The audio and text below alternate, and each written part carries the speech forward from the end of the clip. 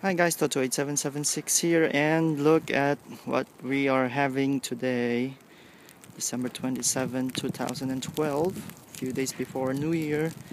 And yep, as you can see, it looks like a blizzard. We're having a stormy, snowy day. Look at that.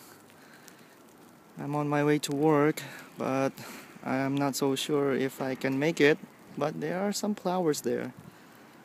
Yep. So that's it, guys.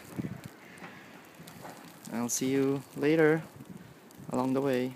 Bye. So here it is, guys. Just want to show you how heavy the snowfall here. Yeah, almost like zero visibility because of the fog too. And look how big the snowflakes falling down from the sky. Okay. But still, I'm going to my work. Hope everything's gonna be alright. Yep, so there you have it, guys.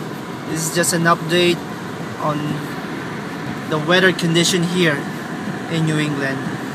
Thanks for watching.